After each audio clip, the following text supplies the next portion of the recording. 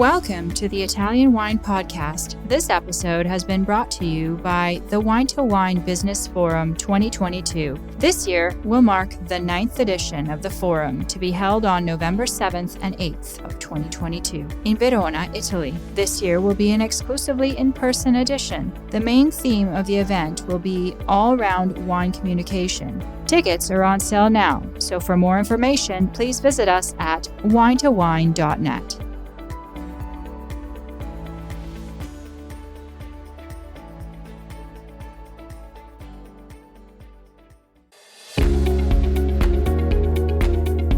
Italian Wine Podcast, a Wine2Wine Business Forum 2021 media partner, is proud to present a series of sessions highlighting the key themes and ideas from the two-day event held on October the 18th and 19th, 2021. This hybrid edition of the Business Forum was jam-packed with the most informed speakers discussing some of the hottest topics in the wine industry today. For more information, please visit wine2wine.net and tune in every Thursday at 2 p.m. Central European Time for more episodes recorded during this latest edition of Wine2Wine Business Forum. Hello, everyone. Thanks for attending this section about emerging consumer differentiation in China with Fongyee Walker. My name is Davy, an Italian wine ambassador and also a wine educator in Hong Kong, and I will be the host for the section. Our speaker, Fongyee Walker, has an extensive experience in wine, not only wine knowledge, but also the wine industry as a whole. Fongyee Walker is a master of wine and a co-founder with Eric Wick of Dragon Phoenix Wine Consulting, Beijing's first and fully independent wine consulting and wine service education service since 2007. She became the first master of wine resident in mainland China in 2016. And she is also a wine judge. And she has been judging in numerous wine competitions, including International Wine Challenge, Hong Kong International Wines and Spirit Competition, Royal Melbourne Wine Show, Old Mutual Trophy and South Africa Wine Show, Qantas Western Australia Wine Show, and a lot more. Fongyee has also written articles for Decanter magazines, Wine Review, RVF China, and Wine in China. Her profile can be found in Wine2Wine website. So let us welcome Fongyee Walker to the stage. Hello, everyone. It's lovely. I guess it's lovely not to sort of see you. Everything's gone virtual. I'm very glad to have joined you today because I have joined at sort of a last minute because I got caught by COVID regulations in China. So I'm speaking to you from a random office in Lanzhou near the airport about to catch an emergency flight. But I will try and make it as informative as possible for all of you. Okay, thank you very much. So regarding to the topic, I usually hear about like wine, China wine consumer, and however this term may be sometimes like monolithic. So what is your insight? Well, what I want to do is have a little bit of fun and see ideas about how people consume wine here and how they've been changing.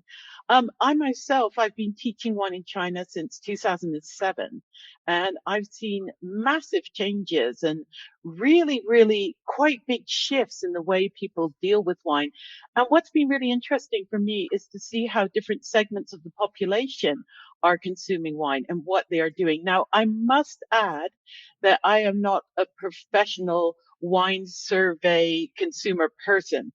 These are just my personal ideas, my personal insights. I travel around China an awful lot. I miss my home very much. And what I do is talk with people about how they consume wine. So this always makes me laugh. Do millennials in China eat avocado toast? I mean, this is something that we sort of think of as a cliche and stuff, but it's important because we use these words, millennials, these words, Z generation, and the problem is what we think is that people around the world, if they're all millennials, are going to act similarly. So the question is, do millennials in China eat avocado toast? And really, very few of them do. So this talk is about how consumers in China may be the same, and similar patterns to ones in the West, and where they differ.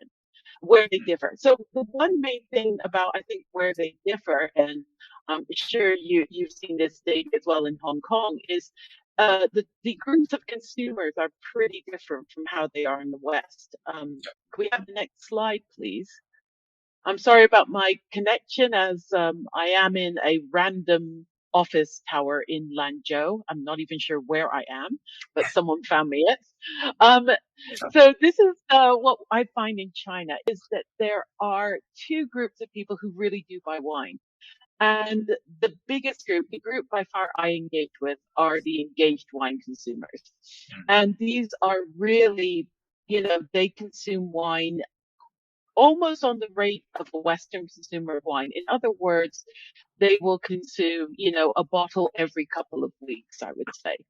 And how they get those bottles is either through hospitality, um, but they don't often buy them through hospitality. They consume them in hospitality. Bring your own bottle of wine is a very, very, very strong culture in China. And of course, they're purchasing most of this through a retail environment. So it's interesting that a lot of the wines here sold through retail are actually finally consumed in a hospitality setting. They tend to be urban. They tend to be quite educated. A lot of them have studied abroad, and abroad they have picked up habits. They've either studied abroad or they've worked abroad, and they tend to be the richest people in China. Of course, China has so many very, very rich people, but they do tend to be the people who have available income to spend on wine. And then there's the other group of people who buy wine who do buy it incredibly infrequently. This group of occasional wine consumers can include people who only purchase one bottle a year. One bottle a month would be considered a high purchasing rate for these people. And these people are very different. They are not necessarily affluent. They are not necessarily engaged at all in wine education or anything. They were highly affected by COVID because most of the time they drink wine, it is in the company of large groups of people for celebrations. The engaged wine consumers are beginning to just a little bit to drink at home.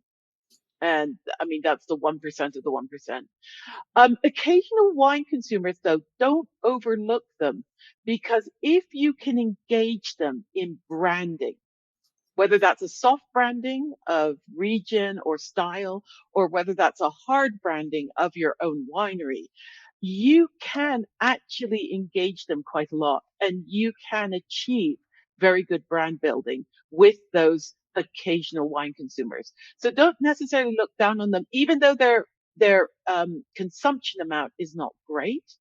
There's enough of them in China to make a really big difference to a winery or to a region. So let's continue on to the next slide.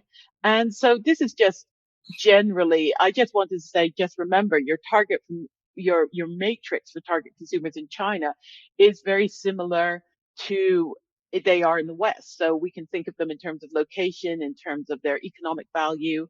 Of course, age. Age is very interesting. This is where I'm going to talk about how they differ between the West and the East, particularly in China. Social media, finally, education level. So firstly, I want to really talk about the age. The next slide is, the next slide is about the age gap. Now, this is a different age gap to those in the West. What it is that in the West, we have the very clear Gen X, baby boomers, Gen X, millennials, and Gen Z. I would say that the gap in China occurs a lot faster, particularly in the last 30 years. So what we have in China, instead of having Generation X, we have the post-70s generation. Now, you've got to remember that this generation grew up going to primary school with the shadow of the Cultural Revolution, with the fact that China was a very poor country, rationing of grain, oil, and other essential, nutrients, was ongoing until they were of an age, where they realized it, until the 80s. So they grew up in a a totally different background. This is not like the baby boomers versus Gen X. The standard of living between baby boomers and Gen X is not great. The standard of living between a post-70 kid and a post-80 person is absolutely huge. The post-80s grow up with no memory of that really non-affluent, non-consumer culture. And what's happened is after the 80s, and particularly for the post-90s, the consumer culture rapid intake really affects the way that these people react to things. Essentially, anyone in China who's a post-70s generation has had to learn in a quite old age how to be a consumer. And that really affects the way you consume and look at brands. Whereas someone who's a post-95 and a post Leung 00 post 2000s, they have grown up knowing what advertising is. And if you grow up being surrounded by advertising, the way that you react to brand building is very different from someone who grew up with absolutely no advertising around them until they were 15, 16 years old. So this is a really crucial thing to remember, that you've got a much faster turnover because the 5-year gaps in China have produced a very different growing up environment for people. And the other thing is that it's a very different dynamic between older and younger generations. You know, the baby boomers made their name as a rebellion generation, but in China, there really has been no rebellion generation. People keep on thinking that perhaps the 05s afterwards, the 2005 afterwards might be that, but I really don't see that happening, because for that generation, their education, their thought has been so controlled that it's actually very difficult to imagine them rebelling. So in China, there's never been that generation gap where you turn around and you say to the older generation, no, you suck, your values suck. You haven't got that ethos of people doing that. And that's important to remember if you want to engage younger consumers, that you don't necessarily want to feed into this message of this ain't my grandma's Riesling or something like that, because there is no connection with that. Anyways, let's continue with the young people. So let's, if we go on with the other particularly the young consumers, because the young consumers is where you really see this engaged group of wine consumers. Very much that the engaged wine consumers are generally late 80s, I would say 85 afterwards, 90 afterwards, and post 95s. Now, interesting in the West, a lot of winery people almost overlook these people because even though they drive trends like millennial avocado toast, they don't actually purchase like maybe premium wine. This is where it's very different in China. These kids, well, if that shows my age, doesn't it, calling them kids? I shouldn't call them kids. These younger, vibrant people in the prime of their life they have purchasing power beyond what millennials and Gen Zs have in the West. In fact, almost 80% of luxury purchasing is done by this group. If you are 95 or post 90 or post 95 kid, you know what it is to be a consumer. You want to consume. And that's why 80% of luxury purchasing is by this group. They are really the group to understand it. They are the group that travel. They're the group that are exploring. And why? Because they get money from the people who are 60s and 70s who save the money. Those people save the money so that their younger kids can spend the money. Why? Because in Asian culture, whatever money your parents have is your money. So which is very nice. It flows down very much more directly. So if you are in a luxury wine group, this really for you is a key target market to engage with. So don't forget that. Don't think because they are young that you can't engage with it. So let's look and see what kind of ecosystems exist that you can engage with these younger people who have lots of money and are obviously spending it. So if we can go to the next slide, you have to understand, if you want to build your brand, be it soft brand or hard brand in China with wine, you have to understand that our internet ecosystem is very different from the West. First of all, you guys use email. That's just weird. I'm sorry. I don't know a single Chinese person who communicates by email. I don't know, Davy, do you? I, Sometimes. they'd have to be really old and out of it, I think. Nobody communicates by email. Forget all email marketing, all email communication.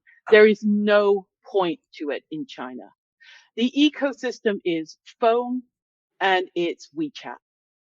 Your main way of dealing with engaging with consumers is the ecosystem is WeChat and not websites. And oh, God forbid, if your website looks bad on a mobile phone, forget it. You're done. Nobody who is an engaged wine consumer will waste their time looking at a website that is not engineered to be viewed on a mobile phone. Because people in China do not look at websites on computers. Okay? The other thing you have to realize is people here communicate by QR codes. The more QR codes you can do, the happier people are. So if the QR code links to a mobile friendly site or a WeChat public account, that's how you're going to engage people, not by any other means, really. And you've got to realize that this works into the purchasing ecosystem. We used to, when we teach a class, students love the wines we show. They immediately say, hey, where can we buy these? I really want to buy some. Because I'm old, I used to put like website information on our wine info. Absolutely useless. In the last 2 years, we've switched there. We put up on our slide a picture of the wine, the information. All we do is pick up a QR code. And out comes the phone in the middle of the class. They scan. I have had students order 2 cases of wine just from the QR code. In fact, sometimes I'm tempted not even to put a picture of the wine. I would just put a giant QR code up there. That is really important that not only you as a winery producer, but also your importers know how to implement QR codes, know where to put them, know where to engage people to immediately scan them, immediately engage, and immediately buy your product. It's very, very important. And the other ecosystem you have to think about is online live streaming, because that is an immensely important environment and it is only growing and growing. Since WeChat added the live streaming ability on the channels, this is picked up, particularly in the wine world, even more. So if you want to engage with these people, take your mindset out of the Western ecosystem environment and go into the Chinese one. And the other thing is that let's go on to the next slide, is to think about the retail market and how to do it. Now, retail markets for luxury products and food and beverage are doing super well in China. For the first year, actually, last year, they actually overtook beauty, which is remarkable during COVID. The fact that food and beverage overtook beauty really shows that people are driving towards buying high worth, high value products, and they are premiumized. Now, the only trouble with the premiumization of products, particularly wine in China, is premium wine in China is often associated with counterfeiting. So you've got to be really careful about that. You've got to really get to grips with transparency. Again, QR codes on your bottle, people really like that. But you've also got to be careful in these retail markets because they also differ according to where you're aiming at. So let me give you an example. Like Apple, really directs its marketing to first tier and second tier cities. It's all over China. But if you see Apple's engagement, it's very much higher. Things like Tesla, anything that's a more high end thing, they will be very selective in where they're bringing their message to. And that brings me to the next slide, which I'm sure you guys all know, but if we could have up the next slide. This is just a little reminder. Sorry, is my signal okay? Or could we get the next slide? Yes. Just in case you guys are beginners or there's someone out there who's new to China, just to explain that we rank all the cities in China according to their tiers.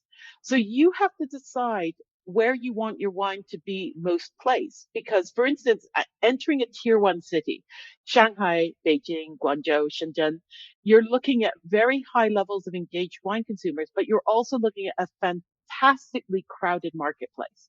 So if you're going in there, you have to be very, very keen to engage directly. Actually, the tier 1.5 cities, this is a new thing, by the way. It used to be tier 1 and tier 2. Now they've kind of begun to shift it a bit. The tier 1.5 cities, for me, are the cities that could be really worth going into quite hard as a hard brand or a soft brand. Because these are the cities where people are really beginning to engage in really active consumerism. They have a big population of those target post-90s, post-95, post-85 wine consumers. And a lot of these people, they want the international lifestyle, but they don't not want to necessarily live in a first-tier city.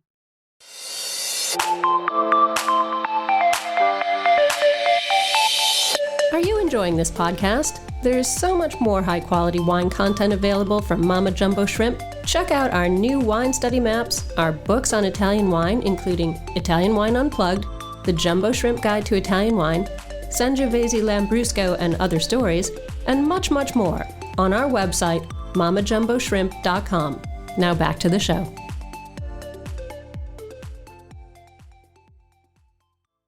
It's very expensive to live in a first-tier city. The jobs are hard to get. It's almost impossible to buy a house. And in China, if you can't buy a house, you can't get on with life. You can't get married. You can't start a family. So I would always recommend to people researching the 1.5 tier cities. These are cities that generally have Starbucks.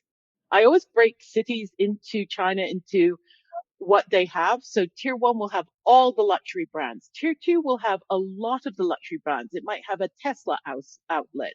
It will have definitely Starbucks. It might even have other international coffee shops.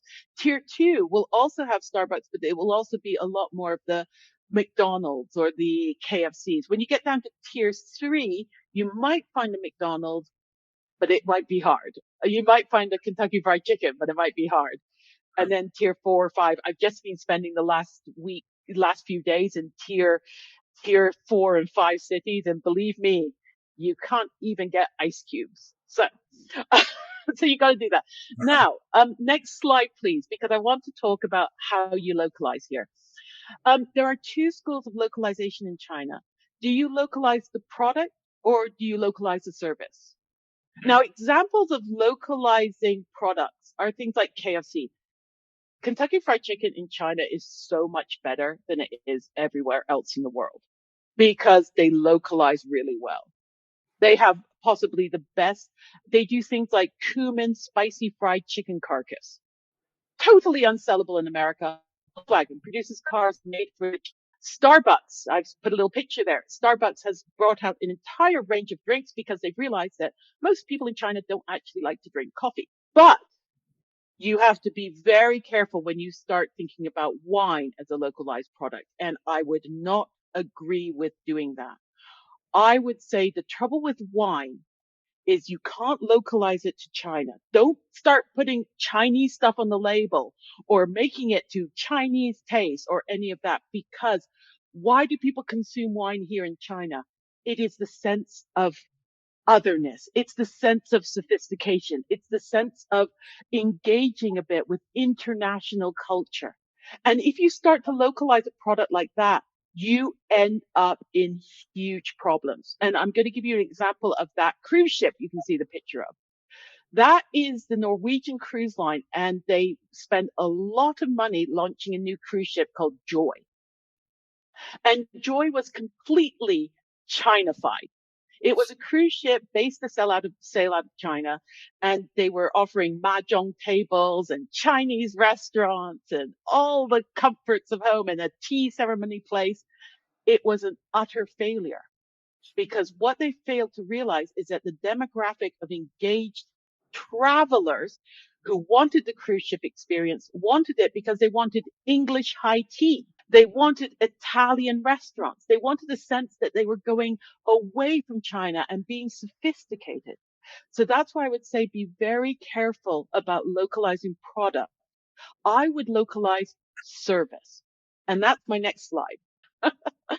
Localizing service in China means engaging with the environment, the ecosystem I told you about. It means you have to really understand how to build traffic on WeChat. WeChat groups are a key to building your presence. It's building your presence through live streaming. You have to know who's active in the live streaming marketing. And if you are looking to build a big brand, don't do it with wine KOLs. Wine KOLs in China only affect like these little people, these little tiny. You need to engage with lifestyle people, fashion people, luxury people, beauty products people, makeup people. And this is where you can really consider something that works in China offline.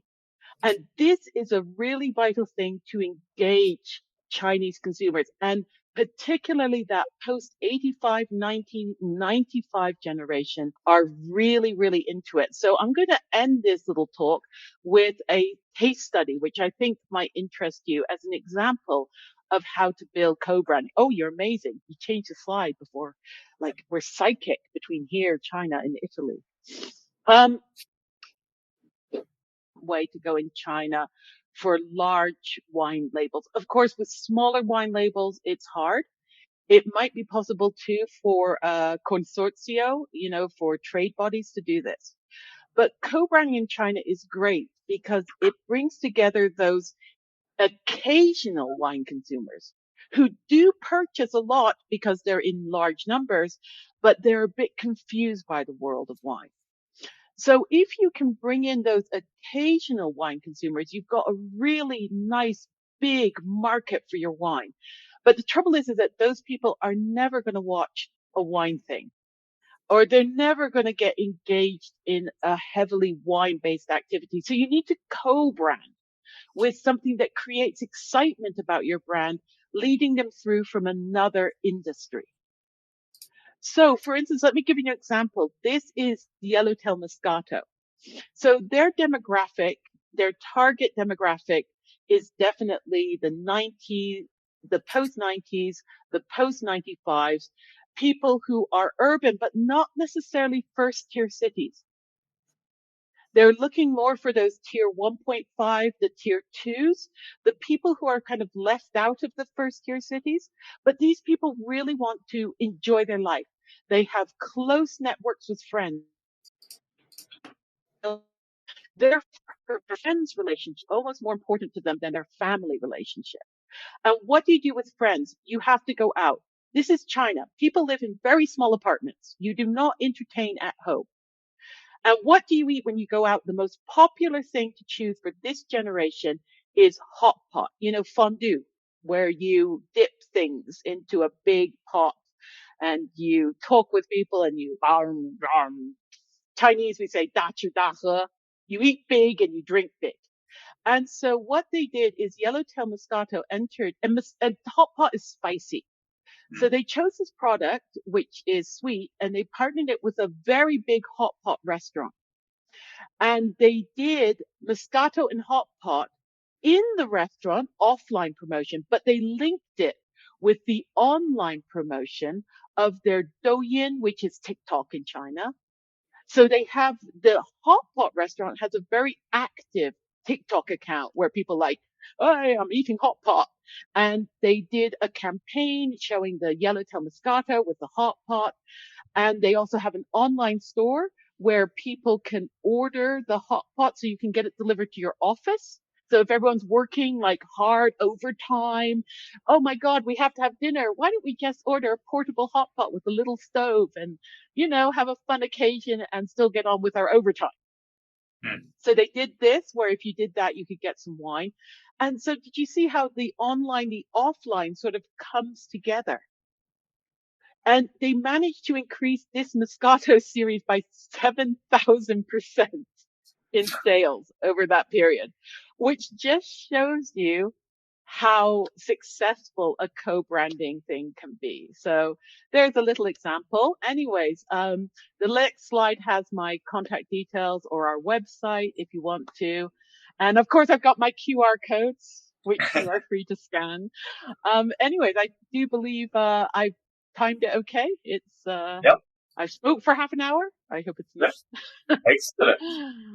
Very good insights in the Chinese wine market. So there are some questions in the Q&A.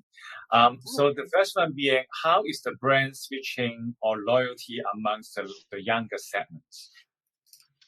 Brand loyalty can be strong, but unfortunately in China, brand loyalty or brand switching can react very quickly if the brand is perceived to do something that's anti-Chinese. So this is something to be very careful of. You can build brand and they will have brand loyalty. And the classic example of this is Dolce & Gabbana. Because Dolce & Gabbana had huge brand loyalty. A few years ago, I brought some students to some outlet stores in the UK, and they made a beeline for Dolce & Gabbana. They were like, this brand is great. We love it. Love the design. We love the image.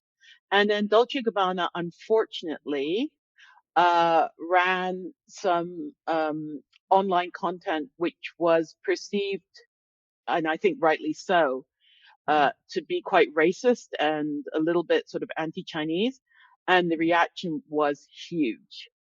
Okay. To the point where people were wanting to burn the brand. So I think brand loyalty can be quite good, but when you enter into anything political or any notion, and you can even get into problems with, calling Taiwan, Taiwan and Hong Kong, all of those little things, you have to be very, very careful on your website, on your materials, in order not to produce backlash.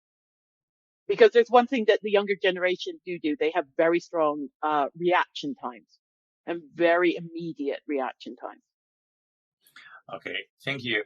And another question is about what are the main decision-making factors for online wine consumers in China, and how important are taste preferences? I love people asking about taste preferences in China.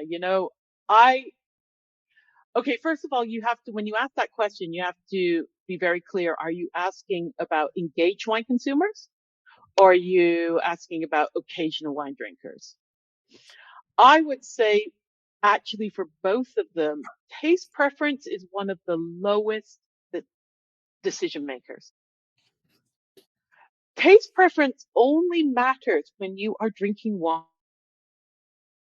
Most of the occasions for them buying wine is not necessarily for themselves. They're buying wine for the occasion.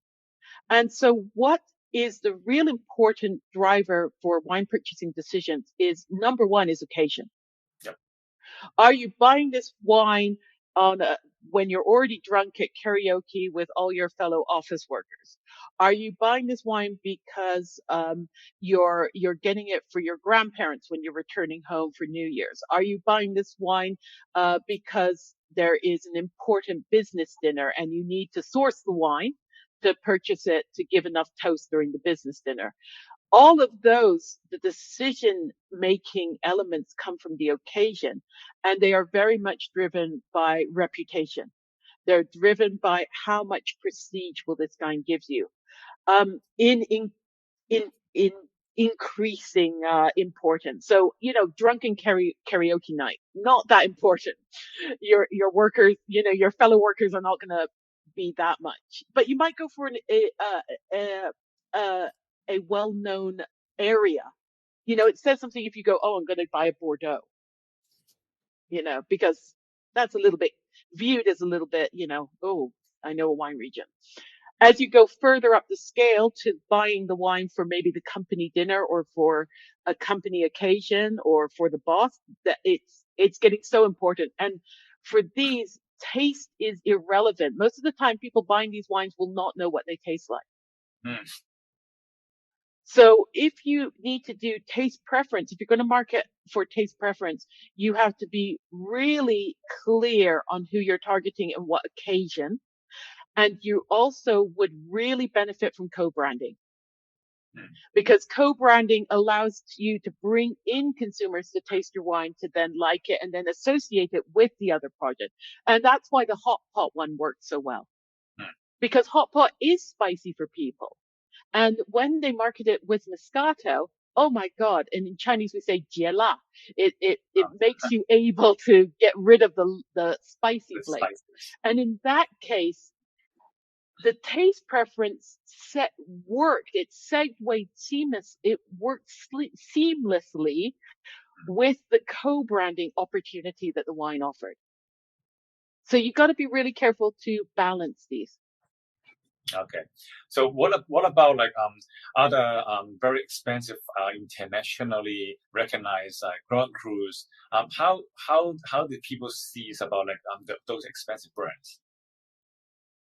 Well, they're viewed in very high prestige. I mean, the joke that I always make is if you wanted to create the best wine that suited most people's taste preferences and had the prestige value, then Lafite would make a Moscato. That, I would like to you know, taste that. a Moscato de Lafite would be, a fantastic product for China, but it doesn't exist. The only thing with the prestige brands is that they are great because they suit the main decision, the main purchase driving factor, which is it gives you face, it gives you reputation, it gives you a little bit of prestige. Taste preferences there really very rarely come into it. And actually, it's very interesting because authenticity is important, but in a way, it also, people don't get that worked up about it. So for instance, I've been at occasions where I've known that the Penfolds 707 is not correct. And it's a very difficult thing to speak up on in China because honestly, most people there, I don't think would notice.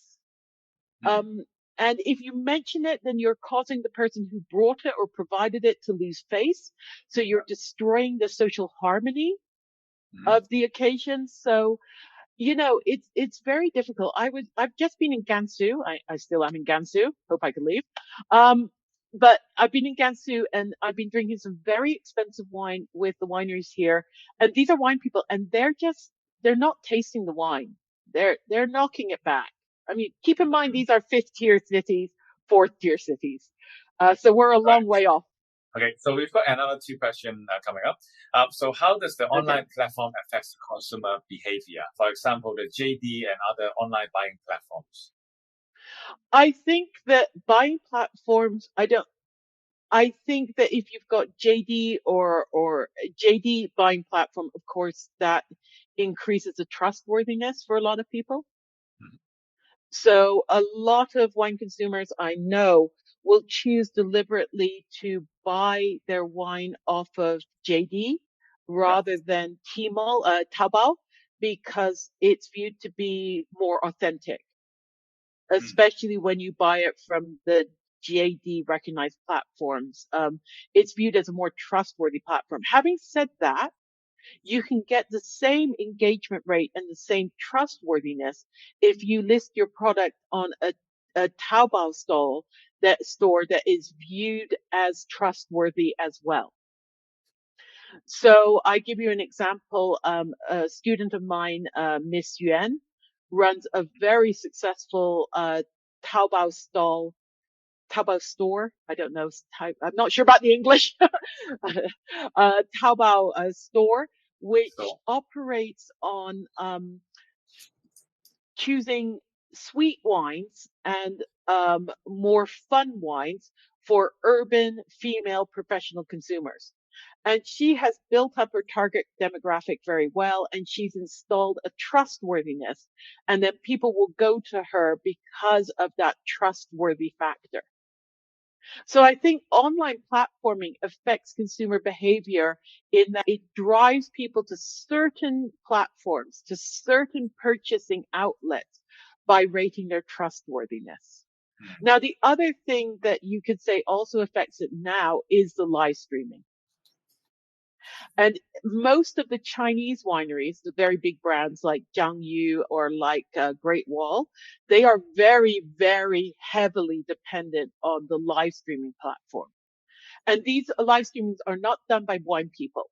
They are done by professional live streaming people, and they can move huge volumes. And that is being moved just solely because they have hired a very good, very engaging live streaming performer. But that is, it's huge, investment money. You really do have to invest a lot of money on being on JD and then being on their live streaming platform. So that's quite a big monetary commitment. So a smaller wine brand would be much better if they were looking at online sales to make sure that their importer works with trustworthy, high rated, you want the Tmall stores, which have the Taobao stores, which have like the crowns on them showing that they have been well rated by consumers. You want them to engage with that kind of platform because honestly, if you're a small brand and you have limited resources or your importer is a niche importer of high quality but low volume, you're not going to be able to enter those huge JD online streaming. It's too big a monetary commitment. Okay, thank you. And two more questions. Oh gosh. Okay. So what kind of consumer service would be different? Will be for different demographic consumer that they are required in different cities? I mean, for me, that's almost beyond my remit because that's getting into things where different tier cities are something that I would really love to engage with more. But most of our clients, most of our students, nearly all of them are tier 1 and tier 1.5. Yeah. So these people are very clear for me. They tend to be more educated, more involved. They don't tend to buy wine from live streaming. They will tend to buy wine more from trusted recommendation of word of mouth. Okay. And this is where I have this thing in China where for first and tier 0.1 cities, especially for tier 1.5 cities, those middle cities, one of your biggest friends are consumer online leaders. And those are people who are not in the trade. They are not engaged in the wine trade. However, they tend to be wealthy individuals with large social networks who are viewed as by their group of social network people as people who know a bit more, people who are trustworthy. And actually a small brand, if you have one or two of these COLs who are your friends, maybe after COVID, you invite them to your winery and you've really built a great relationship to them, they could move most of your production just in 1.5 tier city or two. Get one in Chongqing, one in Nanning, and you're set, man. Because the population of those two cities, you're already beyond the population of Italy. Yeah. Okay, so I think time is up, and thank you very much, Fongyee, for the insight in the topic. And I hope all the listeners, all the audience can get something back home. There are so many great examples in the discussion. So also for myself, I learned a lot, and especially I was studying in China, and I didn't know about like the QR code and all that type of thing. Yeah, so that was amazing for me. Thank you very much. I hope you enjoyed it. And thank you for giving me the chance to speak English. I haven't spoken English for like 3 days. I'm so happy. Okay. Okay. Safe flight back to Thank you. Okay. Bye, everyone. Okay. Thank you very much. Thank you very much, everyone. Bye-bye. Bye.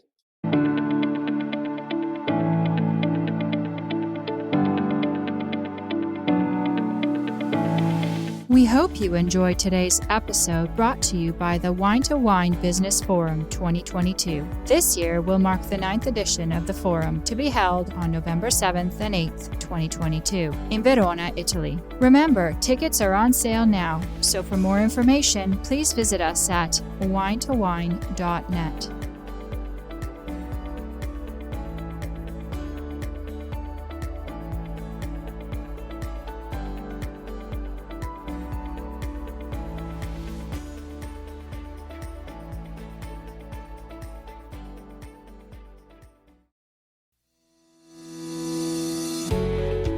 Hi guys, I'm Joy Livingston and I am the producer of the Italian Wine Podcast. Thank you for listening. We are the only wine podcast that has been doing a daily show since the pandemic began. This is a labor of love and we are committed to bringing you free content every day. Of course, this takes time and effort, not to mention the cost of equipment, production, and editing. We would be grateful for your donations, suggestions, requests, and ideas. For more information on how to get in touch, go to ItalianWinePodcast.com.